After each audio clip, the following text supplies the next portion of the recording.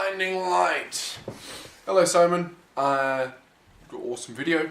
Certainly sorted out what I needed to do for my video this week, so thank you. So, talking about the songs from where I'm from. To start off with, I'm going to disagree with you. Australia does have a very rich heritage in music, and not just Midnight Oil, not just AC/DC. I'm talking about before that, before European colonisation. Indigenous Australian music is rich, is vibrant, and is very, very real. But that's not really where I came from.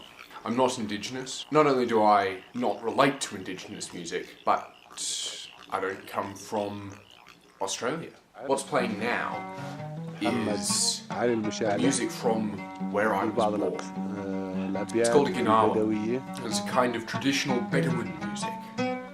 But that's not really where I'm from either. Not culturally, not how I was raised, not even my citizenship. Where I come from is from the culture that I have been inducted to, brought up in. And to that end, there's different music from where I am from. Music like this. We're bound for Botany Bay. And like this. You'll come a waltzing Matilda with me. Even music like this. Going down a hard road. Down the hard road. But then on a more personal level, I come from my family, from my father, and my father has a very deep relationship with music. He used to play in a band, he used to be involved in the music scene in Sydney. Music I grew up listening to, the music that formulated my sense of identity, was not even Australian in origin.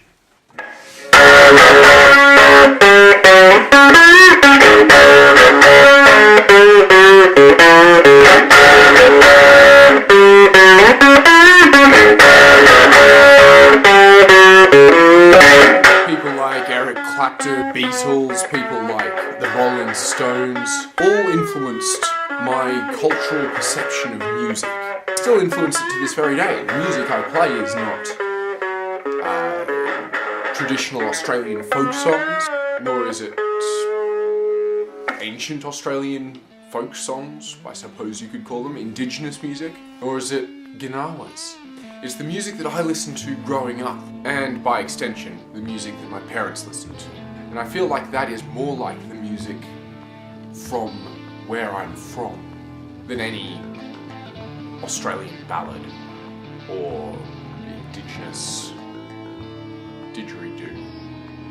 Music is a really important part of our culture. It shapes our lives and who we are in ways that we don't really plumb the depths of.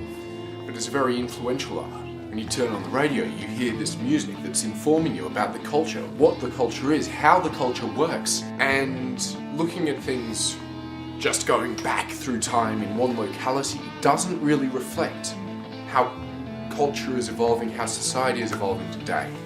Because culture and society today is not evolving in localities, in places, in suburbs, in villages, in towns. It's evolving in communities, and those communities are not defined by geographic borders.